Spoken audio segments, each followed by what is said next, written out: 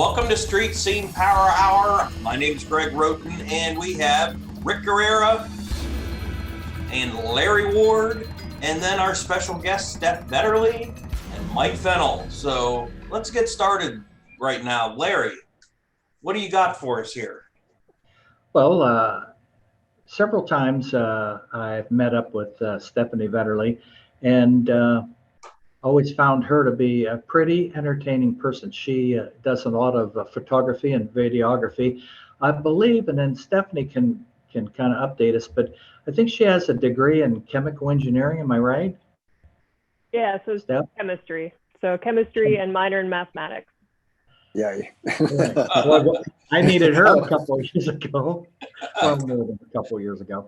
Anyways, I met Steph Vetterly at the what we call the BSA meet, and it comes twice a year. There's a spring and fall meet, and she was on several of the rides, and she's an accomplished rider in that, and she's kind of transitioned out of just doing that to purchasing a e-magazine called On the Pegs.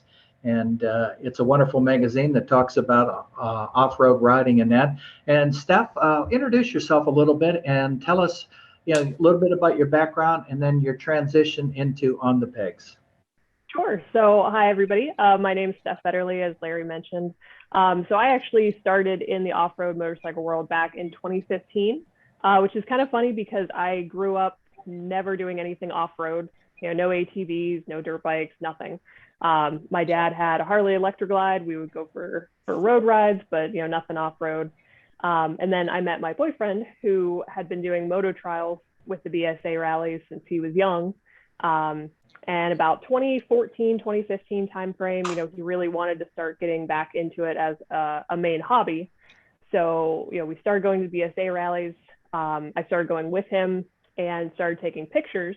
I used to do photography back in high school, absolutely loved it, and kind of fell out during the college time period.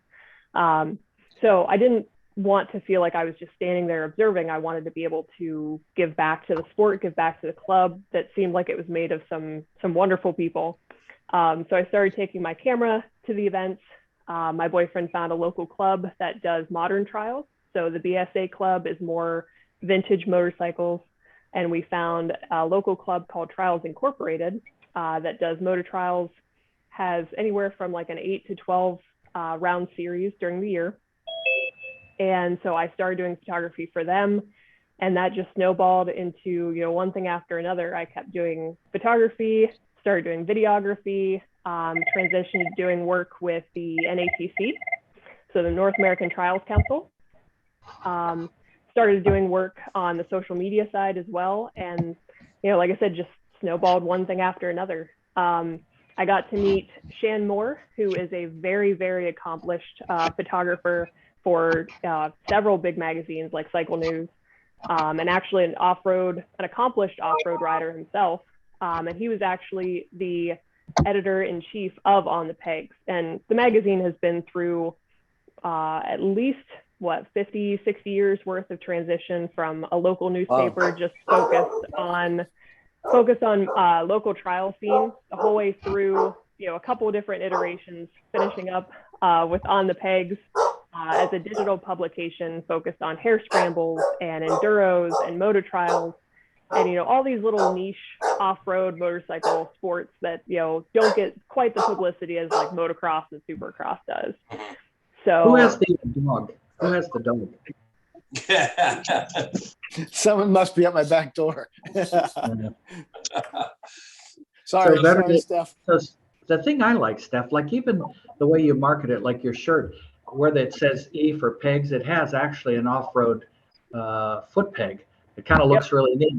So I know that you were accomplished in videography and photography and that, but what made you decide to move into something that's pretty, well, it's fun, but it's laborious. And I sometimes worry because a lot of my friends that grew up in motorcycle shops that their parents owned, they absolutely hated it because it's sort of like you get a job that you love, like you like motorcycling, and then you go get the job. And then after about 10 years, you hate motorcycling. So I'm wondering, I just want to make sure that that doesn't happen to you, that this is the kind of job that you want to grow up. And what tell us a little bit about the magazine and what your vision's going to be, because obviously you bought it and you're going to keep it the way it is, but you're going to put your own personal touches and make it a little bit different vision. Tell us about that. Yeah, so Shan Moore had it. Like I said, it's all a one-man show. So before it was just Shan. It's transitioned to it's just me behind the scenes. And the longer that I spent with Trials Incorporated, getting to know the people, it's just a fantastic group. And I think the fact that it's such a niche sport kind of adds a stronger connection between the people that are involved, where you go to a motocross, you're banging bars. It's not really as family friendly or family oriented as some of the other sports. So this is really just my way to give back. Fantastic people. I love the sports.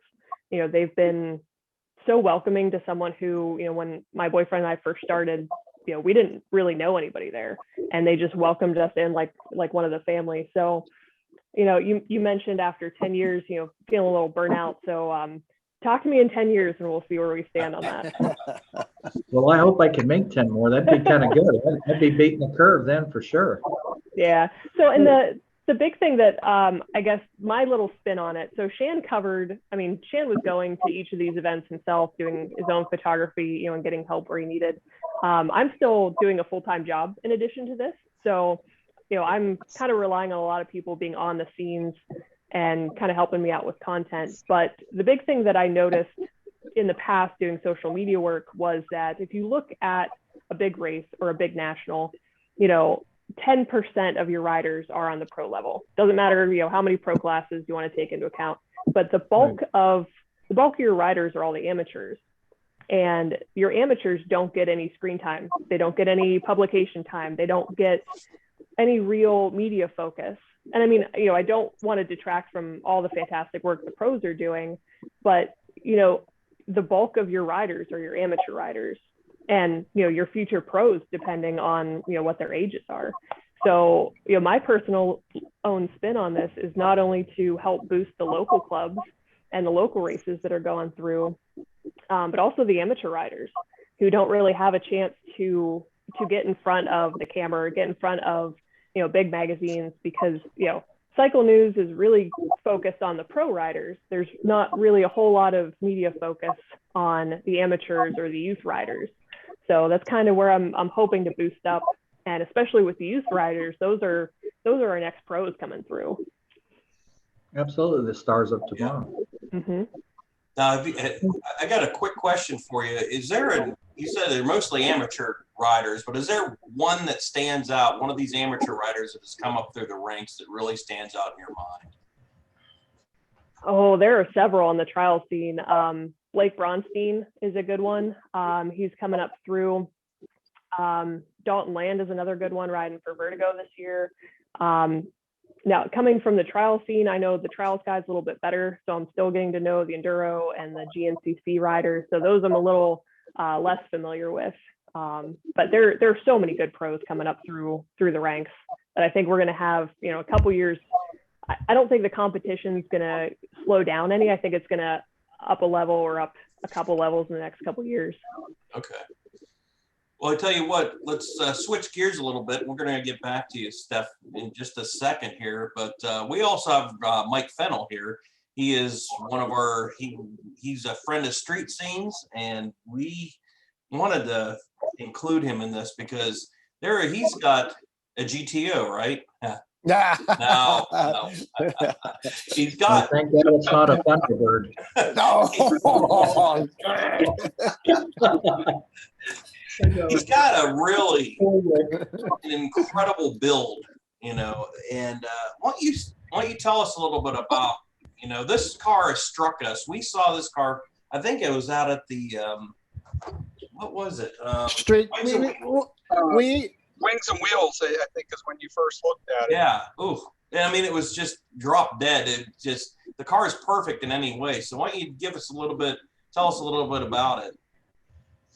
Sure, yeah. It started off as, so how it came about is, the story on it is, as you know, I'm a retired state trooper, and I was stationed out in Meadville Barracks. And I transferred down to Mercer, and I was on midnight turn with another trooper, a female trooper, and she was kind of showing me around Rose City area, and she showed me where she lived and stuff. And she had 2 big garages behind her house. She's a single lady. I'm thinking, what are you keeping them garages? And she says, oh, you don't know. So she went and showed me. It was full of cars. The big garage is full of cars. She has a 67 GTO in there, all original, numbers matching. She has a 75 Corvette. She has a 71 Oldsmobile, and then she had this 64 Tempest. And it was a little bit hot rodded. It had 400 in it and centerline wheels, but it was faded and it needed restoration. And she had parked it in, I think, 1982, and it had been sitting in there all those years. So long story short, she needed a bunch of work done at her house and her other garage, and I do a little bit of wiring on the side. So and I did some remodeling for her and wiring throughout the summer, and we traded. I got the car and she got my services. So I ended up with the car, and we're going back to like 2004. And I drove the car. I got it on the road. It took me a couple days. I had that thing running, put new brakes on it. I had to put a new carburetor on it, and I had to put a different ignition in it.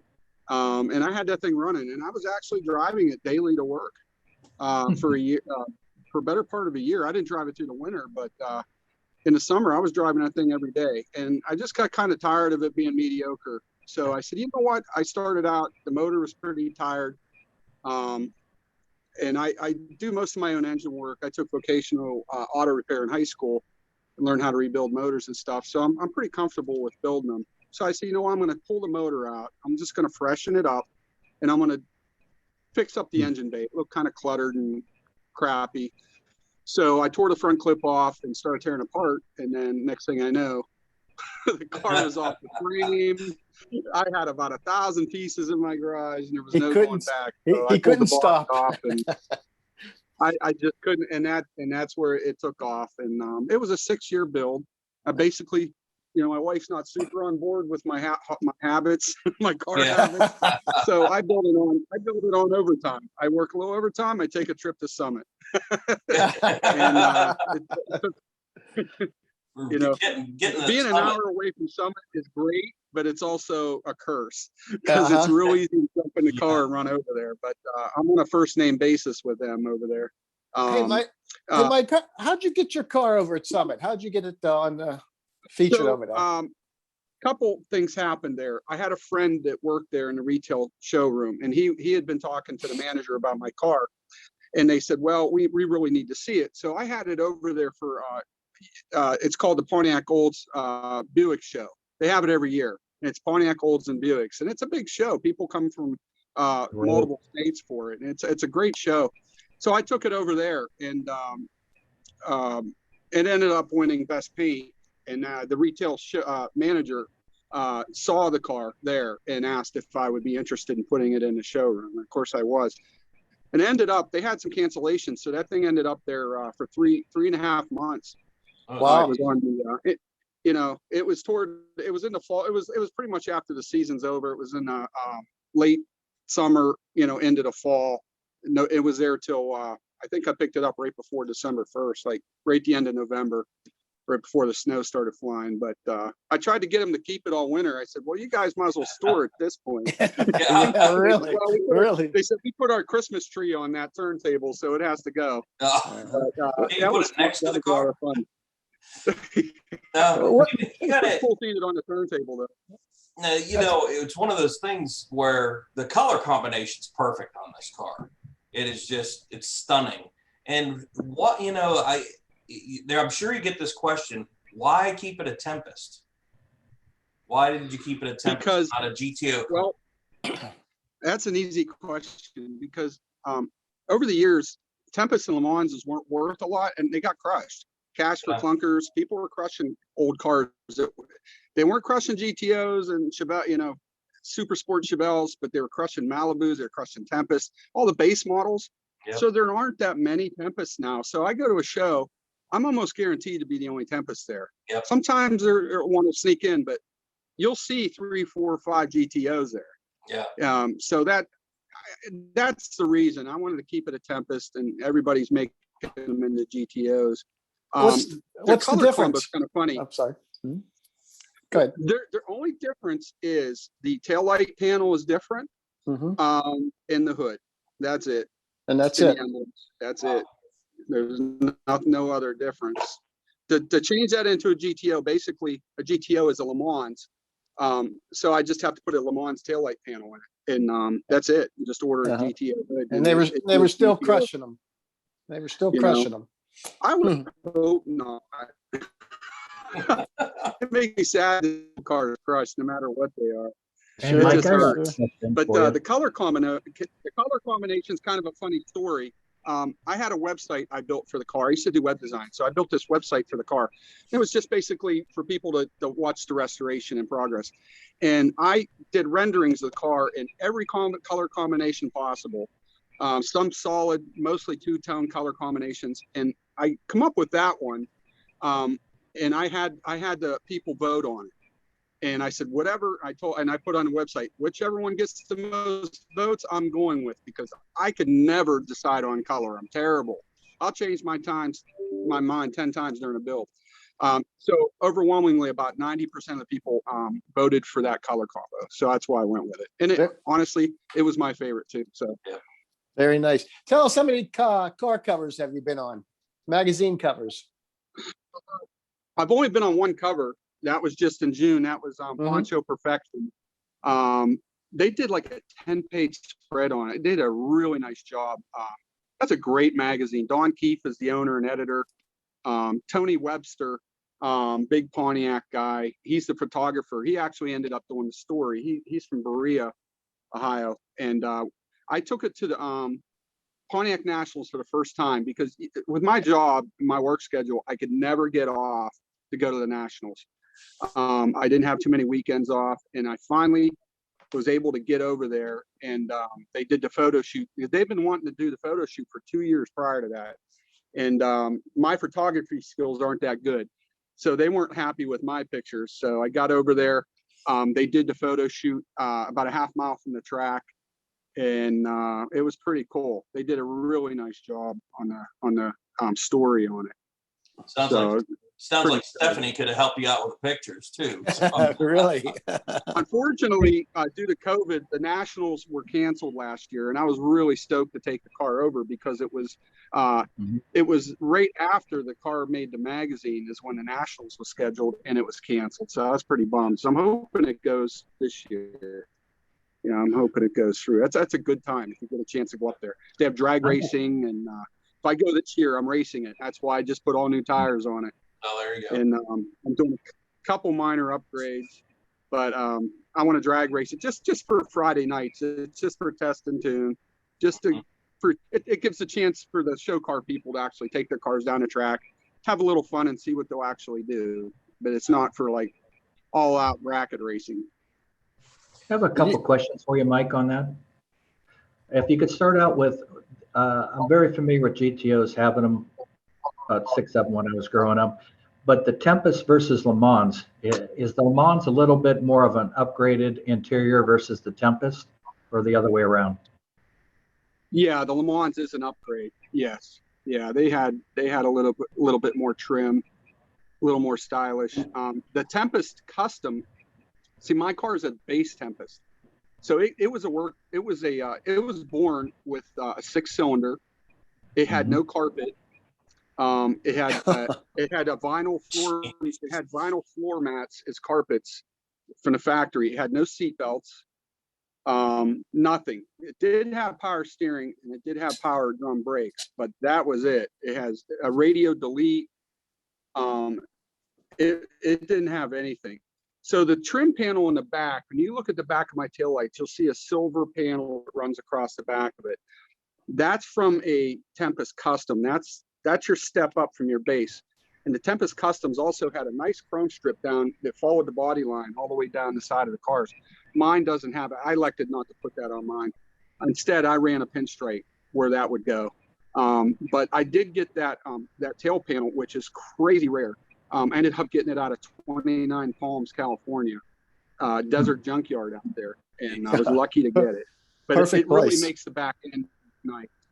Tell us a But, little bit about the drivetrain in your car, because you're talking about racing it. So I don't know if it's stick or automatic, but walk us through the motor all the way back through the trans and the rear end. I'd like to learn a little bit about that. So the first motor I actually built for it myself was a 455, and it was a fairly mild build. It just had a mild cam in it. I kept the compression low so it would run on pump gas motor. The motor in that picture is actually the first one I put in it. I built that motor. And when I got it together and on the road, it ran good, but when I romp on it, it would blow oil out of every orifice in the motor. So I tore it apart, took it over to crank and sleeve and drawer. And it turns out that block that I had bought for it, it was sleeved, and none of the sleeves were in straight. Oh. It was done very poorly.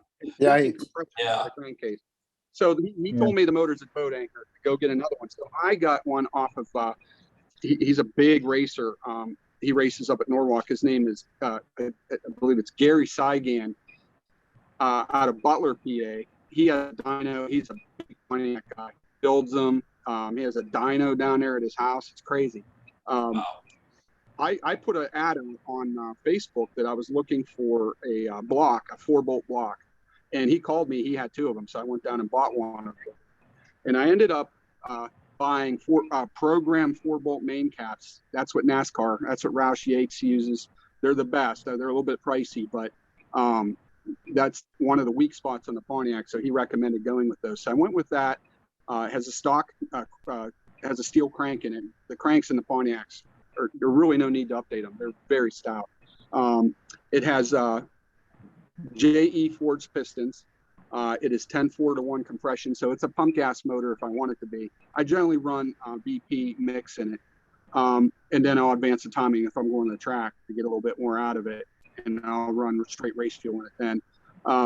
It's got, it has a very rare intake. It's a Doug Nash Warrior intake. It's vintage 60s, early 70s. And I also have the 1971 round port super HO heads on it, which are about the best head you could get other than the Ram it offered. Now, those heads are really good. These heads were sent out to California and done. I didn't do it. The guy I bought them off of, Dave Cagno out of Hermitage. Actually, Dave lives on Kill Ridge, Rick. He lives down in the condo. He's the one that has the really nice 75, I think it's 75 or 76 red Firebird that he bought new. Beautiful car. But anyway, he upgraded to aluminum heads, and I bought those heads off of him. So the car has Doug's headers on it. It has a March serpentine system. It has a Lunati Voodoo cam. That's going to be an upgrade, and I'm going to change it to a roller cam next time I get the motor out of it. And then it's backed up by a full race turbo 400. It's a dynamic racing transmission. They're out of New England, and it's a 4-speed or it's a 3-speed. It's a full manual automatic with reverse valve body. And I had that rebuilt by Morenchins. They went through it and they put 1,700 horsepower clutch packs in it. And I had that tranny built probably 10 years ago, and I haven't had it out. It's perfect. Those guys did great work. Wow. And the car runs well. It's a heavy car. The traction's been my real enemy. I can't hook up with it, so I just put Mickey Thompson's on it yesterday. That'll help a little bit. Yeah. No, that will. I'm real anxious to get it out to Quaker City, and that's where I run it on occasion. It will be now with a few upgrades. It's going to be in the low 12s, probably. Yeah. Okay. Did you say how many cubic inch it was, the motor? It's 462 total. How many horsepower are you pushing? It's 600. 600. That's a long stroke motor. What's the RPM range that you try and shift it at? It's pretty low. I generally don't rev it over 60. 6,200's top, but I generally shift about 5,700, and that's about all it wants. It's running out of power because those things build all their power. Sure. On the dyno, it built maximum horsepower at 3,500 or 3,600 RPM. which is incredible to think about. But that's where it builds its Yeah, most big torque, torque. lots It of builds torque on higher. that. You don't really need to rev those things to make them run. And that's why they say you don't need a big torque converter in either. They're Pontiacs are different, and I've learned a lot over the years, because this is the first Pontiac that I built. I did a 68 Chevy pickup was my restoration before that, and Chevy motors to me are easy. I got into the Pontiac, it's like a voodoo science. You got to know these little intricate things, and I'm still learning. There's a lot of things that I'm still learning about Pontiac. Oh yeah. Stephanie, Cool. I got a question. How did you get into? You've got a lot under your belt there, as far as you're a chemical engineer, correct? Correct. And you got into videography and photography also. How did that connect somewhere? I can't. I'm sitting there trying to think. I'm like, how does that connect? Is it just a hobby, or? Yeah, honestly, I have no idea. So, There goes all that college money, huh?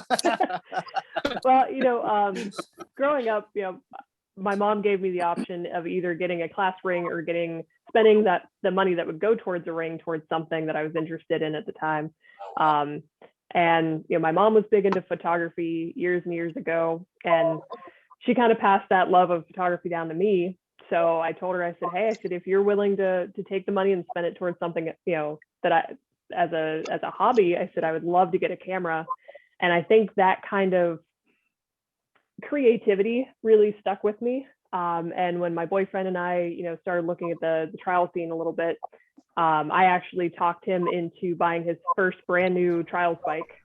And he talked me into buying my first brand new camera. So we kind of supported each other's hobbies, and it just kind of, I think being so close knit community as the trial scene is, really just helps cement, I want to try to help the sport grow as much as possible. So Do you have a bike? I do. Yes. So I actually have a full set. I have a 2013 Honda CRF 230L dual sport for my daily driver. I have a 1980 Yamaha IT 175 dirt bike and a 2002 Sherco 125 trials bike. That was good. Wow. All for fun. No, nothing competitive. I'm not that good. Are you going to try one of the trials at Trials Inc. this year? So I've had a lot of people in the club ask me when I'm going to drop the camera and join them on the course. But honestly, when the camera stops being fun, then I'll join them, because there's really, I'm the only photographer out there. So if I'm not there to take pictures and video, they don't get any publicity. They don't get any, souvenirs to take home, because all the work that I do for Trials Incorporated is all free for the members to take, for the fans to take.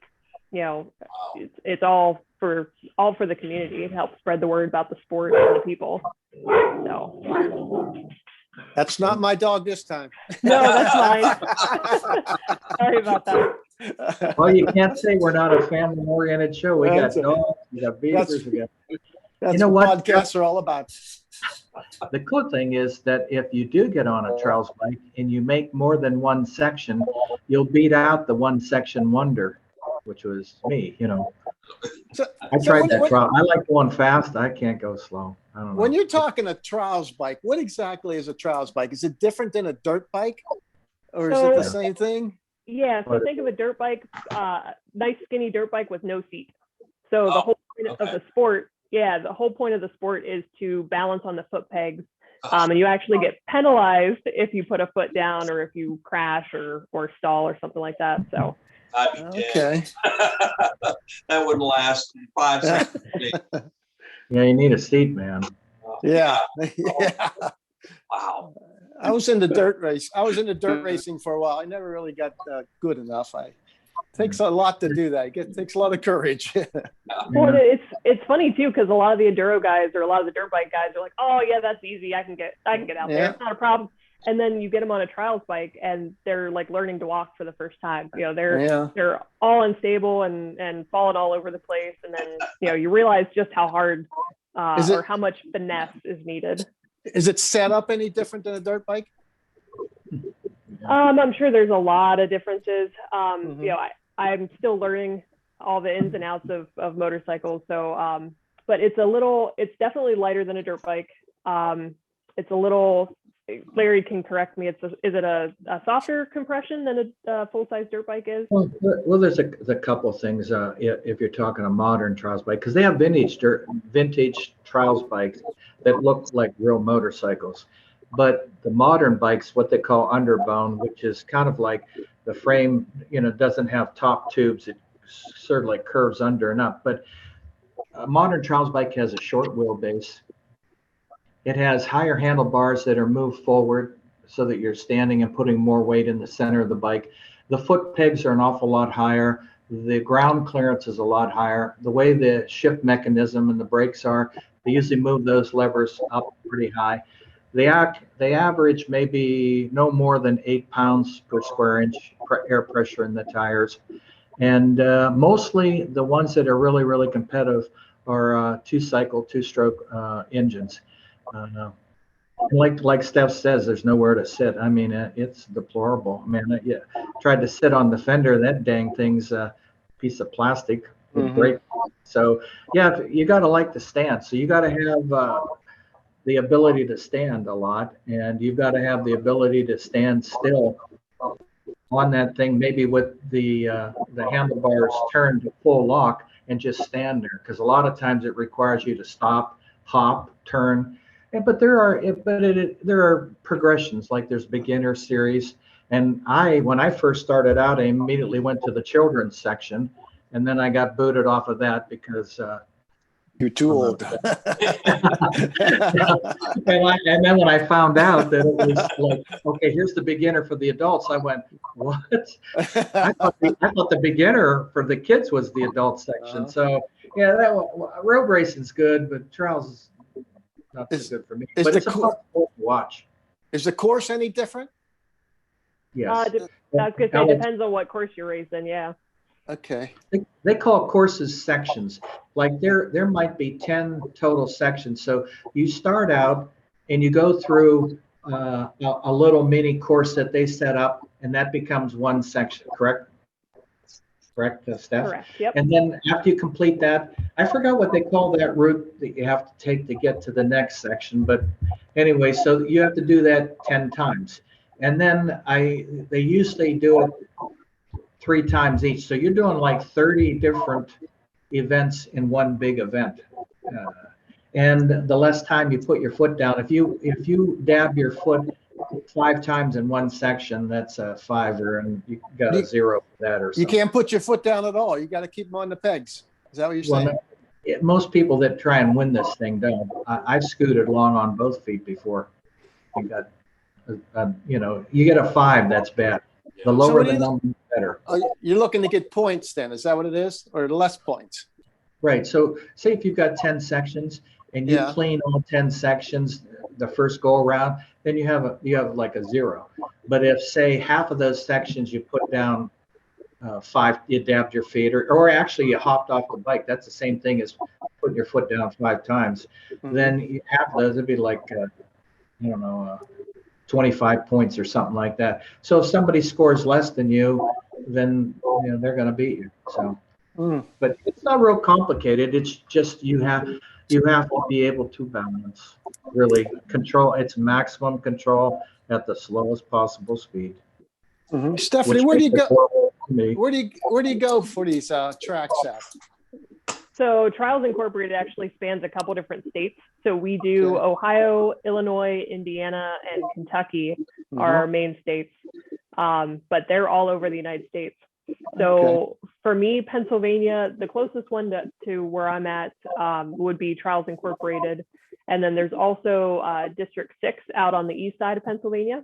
So they have, Pennsylvania, I believe they have a couple events in New York, but these clubs are all over the United States. Okay. I want to remind everybody you're either listening or watching. If you're watching the broadcast, the Street Scene Power Hour, we have Rick Herrera, host Larry Ward, and our special guest, Mike Fennel and Stephanie Vetterly. So, Stephanie, I've got a question for you.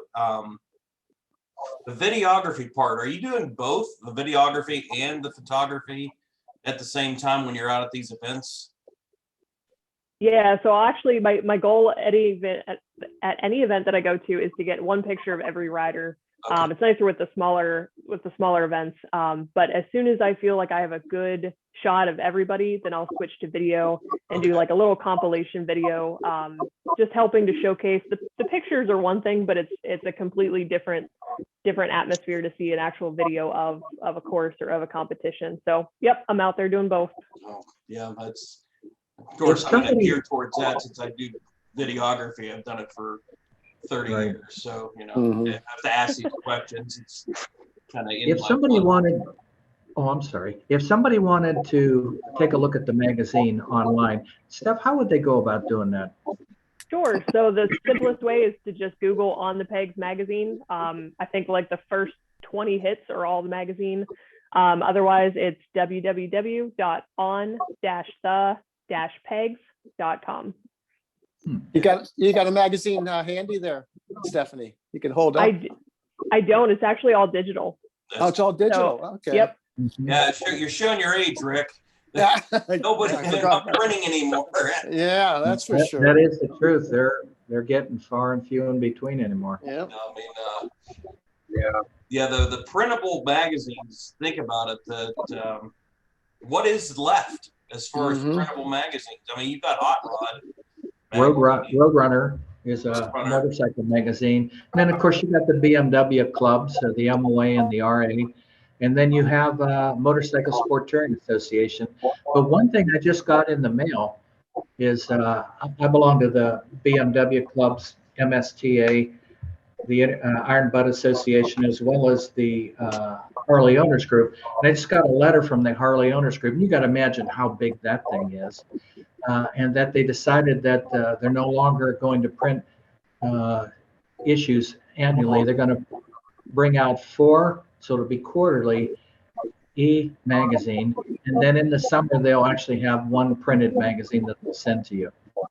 So even they have cut back and gotten off of that. And I think there's a realization, though, that a lot of people, source their news, weather, sports, things that are of interest through digital means. There's so many digital touch points out there now that, it's hard to have somebody sit down. Plus, you look at the production costs, and Steph can address this. When I had that newspaper, the playbook, there's certain fixed costs that you never ever can get away from. I mean, you can streamline it a little bit, but it's a costly procedure to print a magazine. And when you can go digital, you readily can make changes on the fly if you wish, but it's just a lot easier. And then you can deliver it. It's free. You just send it to someone, their email address. Is there a charge? Is there a charge for this magazine, Steph?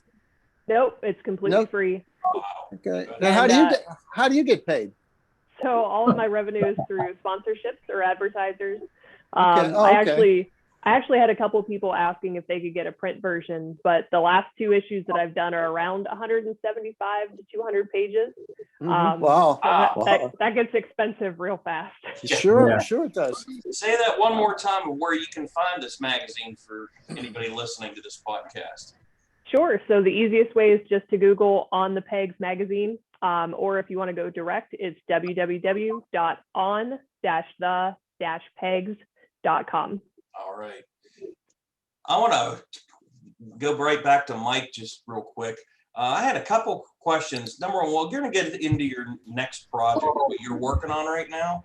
But I've been curious about this. I've always read, I don't know how much you know about Oldsmobile engines. That Oldsmobile always had an oiling problem, that they don't drain oil back and starves the crank when they're high revving. Now, does the Pontiac have that, or is it pretty well? Right.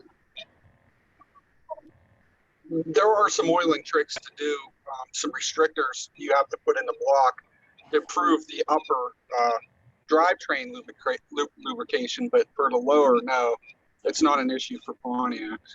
Okay. Yeah. But there's definitely tricks to it. And I don't know the Oldsmobile tricks or any of the specifics on that, but the Pontiac, for the Pontiac motors, there's some tricks. Okay. One of the things you have to do is when you start getting into a lot of horsepower, mine doesn't have it. If I would ever rebuild that and bump up the compression and say try to get 700-800 horse out of it, then I have to put what's called lifter braces in, because the lifter galley in those are very weak, and where your lifter sits in, they'll just pop out. They'll break. Geez. That's bad.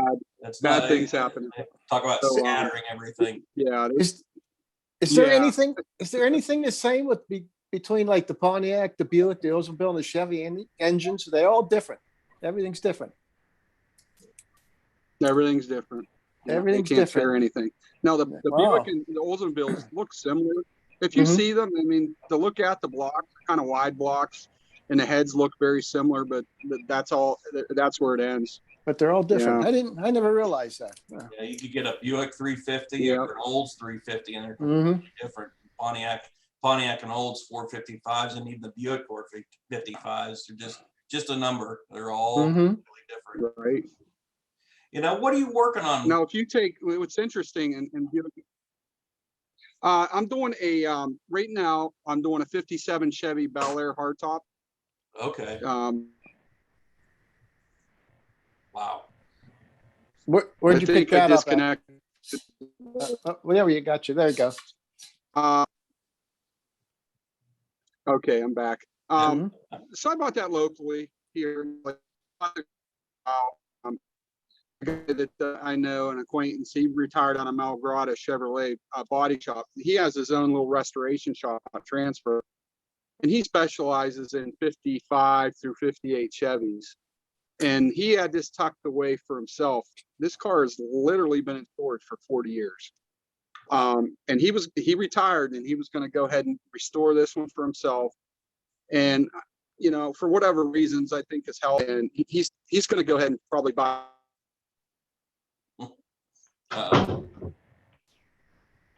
I think we lost Mike there. Yeah, he's down in Sharpsville there. So.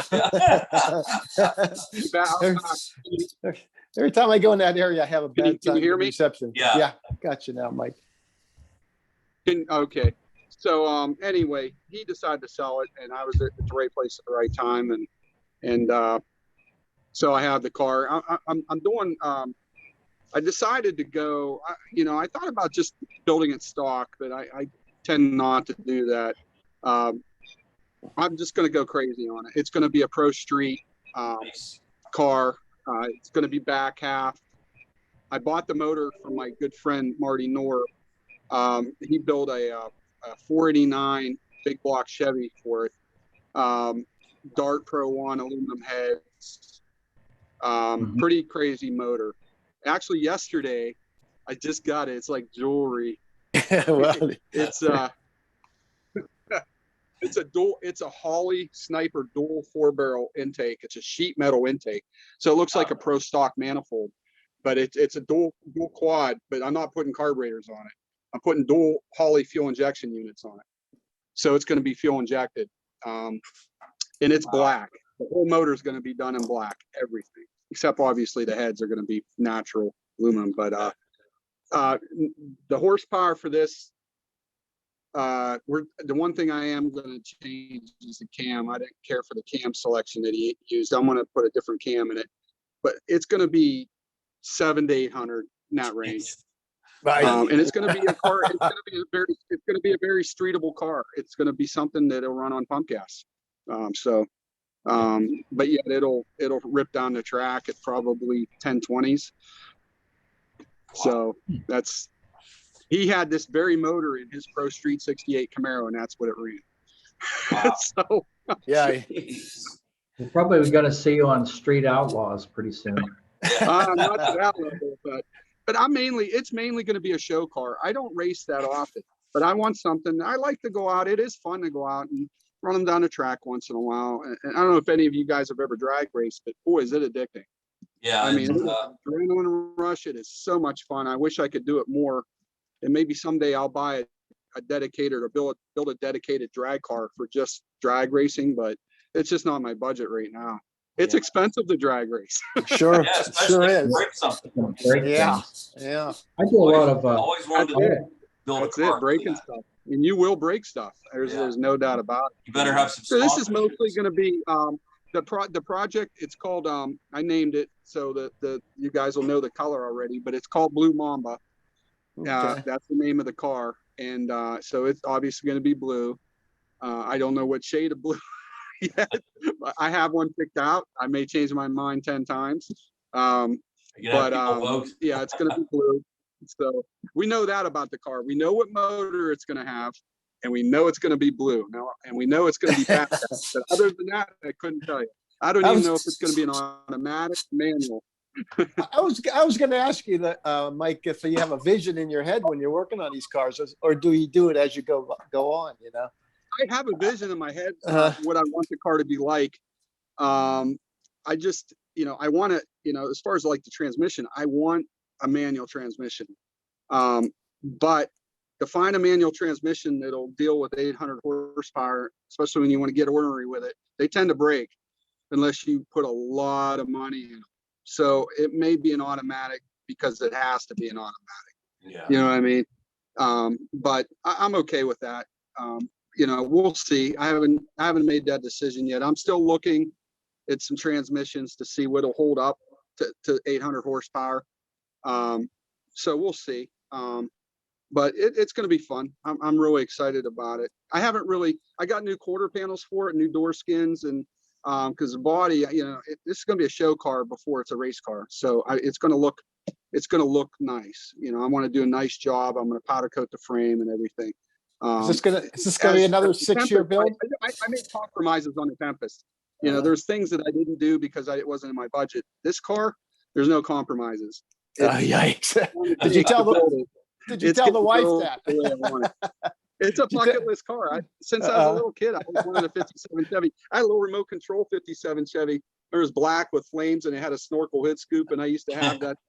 And I always said, man, I'm going to have a 57 Chevy someday. And I finally got it. It took me 53 years to do it. But you got your dream car. Yeah. Yeah. Did you tell your wife what you're doing to this one yet? No. Don't tell her. I get a text every time UPS drops something off, and I'm at work. I get a text. You got a part. It's a cheap part. It was a $5 part. Yeah. I always get the stink face when I come home because there's a box. Yeah. Yesterday I came home. There were 2 boxes there. I ordered some stuff for the Tempest, and I ordered that intake for the 57. They were sitting in the garage, and I'm like, oh boy. Oh man. Hey, if you want to hide them, Mike, you can send them over to my house. You can pick them up on the way home from work. So right. Won't be that bad that way. Right now I'm working out of my garage in my house. I have a basement garage, and that's where I'm working out of. But I bought land adjacent to me. I bought 5 acres, and there was a house on it, and I tore the house down. And I've been working on that property over the years, clearing it and making it nice. That's where I'm going to put my shop. But right now, I'm ready to do it. But have you priced lumber lately? It's way up there. Honestly, I can't. There's no way I can do it right now. I'm going to have to wait till prices come down to build it. But I am putting a shop up, and we're calling it Blue Devil Hot Rods. Yeah. So eventually, I will. Hey, Mike, what is the Blue Devils? You belong to, what is that, a club or something? The Blue Devils? No, it's just something I come up with because it's the Sharpsville mascot. And I actually, early in my years, I actually lived in Sharpsville and moved out when I was 10 to Sharon, and I graduated from Sharon. But, I always want to come back to Sharpsville. So that's the Sharpsville's mascot. That's why I picked it, Blue Devil Hot Rods. Okay. And so that's where that. Eventually, I'll have some T-shirts and some mugs and stuff, car shows and cruises. But it's kind of really. I do have a Facebook page called Blue Devil Hot Rods. If you guys want to look on it, that's where I'm going to post the pictures of my 57 build. For the most part, I think I'm going to build a website for the 57 as I did with the 64. I just haven't got around to it yet. But yeah, it's called Blue Devil Hot Rods. It's on Facebook. So I got a page. I just don't have a garage yet. Yeah. Hey, Stephanie, do you have a Facebook page? I do. I have several, actually. So I have Stephanie Vetterly is for my photography side. all motorcycle photography, and then just on the pegs for the magazine. Okay. So, Okay. Yep. Are you out for hire? Can somebody hire you to take photos? I would love that. Okay. I will never turn down work. Okay. So we got a couple minutes left here. So Larry, got anything for us coming up? Well, now that Mike's our new best buddy in that, I'm just wondering, how do we get one of those little things that you bolt to the license plate? He knows what I Yeah. see what he says. Oh yeah, I know. My 16-year-old daughter is my marketing director. So she's in charge of all that. I told her, I said, you're in charge of it. Might be a good way to raise money for a new building. There you go. Yeah, right. Yeah, I plan on having some t-shirts done. She drew me up a logo. I like it a lot. I just need to tweak it. I just need to find somebody to professionally do it. But I'll probably have t-shirts and stuff before I have the shop up, honestly. I mean, I have a shop. I'm working out of my house, and it works okay. But, obviously, I want to lift and, some toys in the shop and some metal tools. And there's stuff I can't do here in my shop, like paint. So I got to farm that out. But we'll get it done. The body off the frame. How did you Boy, lift the body off the frame? There's probably you'll probably find some pictures. I have another page called Hot Rod Tempest, and that's just dedicated to the Tempest. If you go to that page on Facebook, you'll probably see some pictures of me. My mom, I did that when I lived in Sharon. My mom lived across the street from my house, and I had 2-car garage.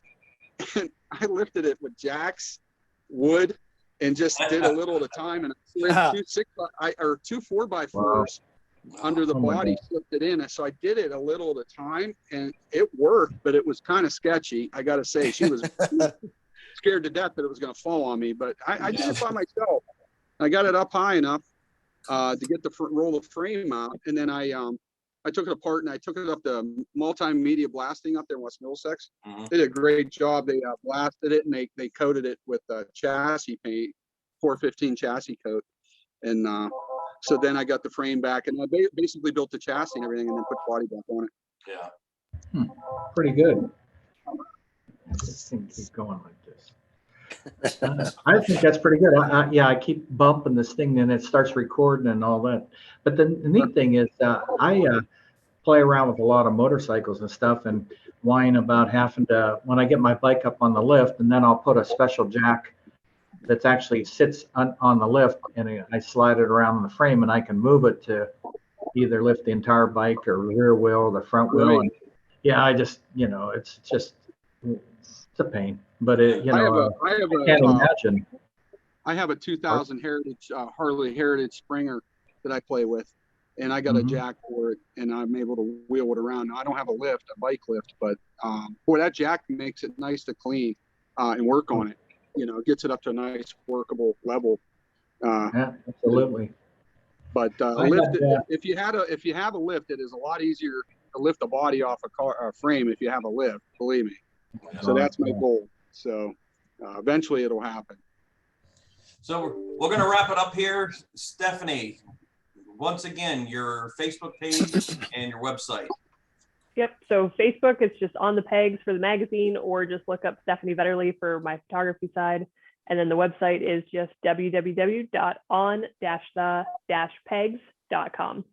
All right. And Mike, what's your site for the Tempest and the 57? Okay, I just got my personal Facebook page with Mike Fennel, and then I have Blue Devil Hot Rods is my other page, and then I have a page just for the Tempest called Hot Rod Tempest. And that's it. That's all I have. Pretty cool. Hey Mike, I wanted to tell you, when we talked to you at the Streets and Car and Bike Show a few years ago, you got us thinking, and since you were a state cop at that time, and we went and interviewed, was it the Canfield State Police there, Greg? And we had tech tips. So we interviewed them for about an hour or so about stuff that people should know on cars, like hot rods and antique cars. And it was pretty interesting. Yeah. A lot of people don't know that stuff. Yeah. I remember you interviewed me about that. In Pennsylvania, really relaxed a lot of the stuff. Makes it a lot easier to register classic cars and antique cars now. You don't have to take all those pictures you used to have to do. Oh, that was Now you just fill out a form and mail it in, and they send you an antique title. So it's a lot. Yeah. They eased up on street rods too, which is good, because PA was terrible when it come to those regulations. So a lot of people run into Ohio and registering with friends that lived in Ohio and stuff. And that's so it's good now. It's good for the hobby for sure. Sure it is. Sure it is. That was a really good interview with the state cops. I really appreciated that one. Well, I'm Greg Roten. We're thank you for joining us, Stephanie and Michael. Great information today. And can we push our show? What's that? Can we push our show? It's coming up here. The one we just recorded. Go ahead. Okay. We this past week or so, we were at the Harmony, Pennsylvania.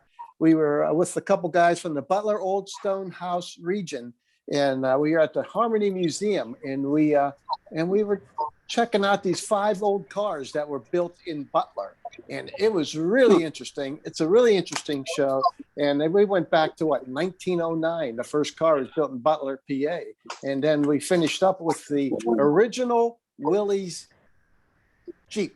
Yeah, it wasn't even Willys. It wasn't. Wow. It was a Bantam. It was a Bantam. Yeah, Bantam made it back in 1939 with the Army specs, and then Willis took it over, and then Ford took it over. Really interesting. You got to check the show out. These guys are really knowledgeable about all this stuff, and it was just a lot of fun to do it. And I was glad we got invited down there.